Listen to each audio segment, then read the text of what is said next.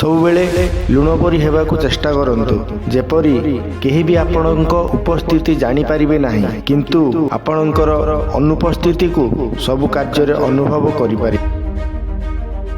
କୌଣସି ମନୁଷ୍ୟର ବର୍ତ୍ତମାନ ଅବସ୍ଥା ଦେଖି ତାହାର ଭବିଷ୍ୟତକୁ ଉପହାସ କରିବା ଠିକ୍ ନୁହେଁ, କାହିଁକି ନା ଭବିଷ୍ୟତର ଏପରି ଶକ୍ତି ରହିଛି, ସେ ଗୋଟିଏ କୋଇଲାକୁ ମଧ୍ୟ ସୁନାରେ ପରିଣତ କରିପାରିବ।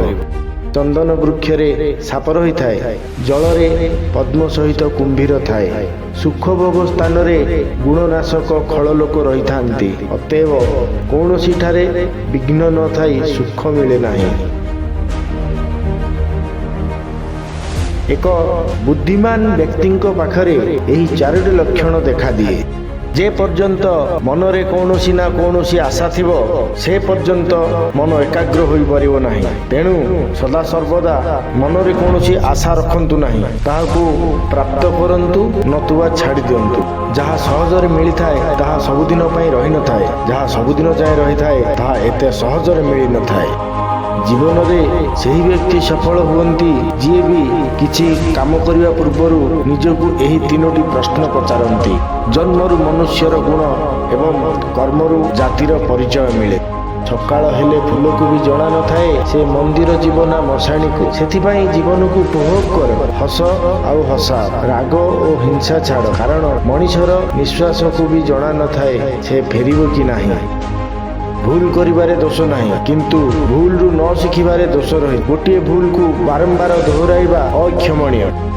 ସମ୍ପର୍କର ମୃତ୍ୟୁ ନାହିଁ, ମଣିଷର ସ୍ୱଭାବ, ବ୍ୟବହାର, ଅହଂଭାବ ଏହାକୁ ମାରିଦିଏ।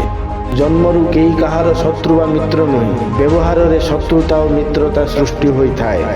ବରଫକୁ ପଚାରିଲେ ତୁ ଏତେ ଥଣ୍ଡା ରହୁ କ'ଣ ପାଇଁ? ବରଫ କହିଲା, ମୋର ଅତୀତ ବି ପାଣି, ଭବିଷ୍ୟତ ବି ପାଣି, ତେବେ ଗରମ ଦେଖାଇବି କାହିଁକି? ଆମ ମଣିଷମାନଙ୍କର ବି ତ ସେହି ପରିସ୍ଥିତି।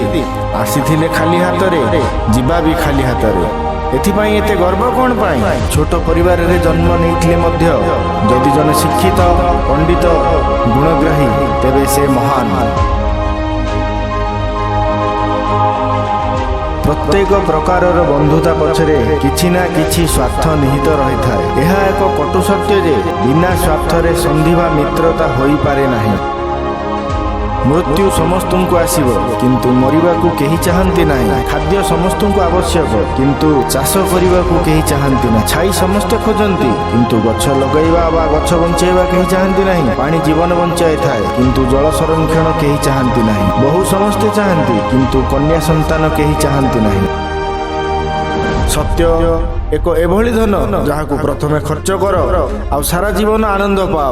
ମିଥ୍ୟା ଏକ ଏପରି ଋଣ ଯେଉଁଥିରେ କ୍ଷଣିକ ସୁଖ ପାଅ ଆଉ ଜୀବନ ସାରା ସୁଝୁଥାଉ। ମନ ଭିତରେ ଯେତେ ଦୁଃଖ ଥାଉ ପଛେ ମୁହଁରେ ହସ ଲାଗି ରହିଥାଉ, କାହିଁକି ନା ଆଜିର ଦୁନିଆରେ ଲୋକେ ତୁମର ଦୁଃଖ ଆଉ ଦୁର୍ବଳତାର ଠିକଣା ଖୋଜି ବୁଲନ୍ତି। ଗଛରେ ଡାଳ ଅଛି ଯଦି ପତ୍ର ଫୁଲ ନିଶ୍ଚୟ ଆସିବ। ଠିକ୍ ସେହିପରି ଏ ଦିନ ଖରାପ ଅଛି, ତାହେଲେ ଭଲ ବି ଆସିବ, କେବଳ ଧୈର୍ଯ୍ୟ ରଖ।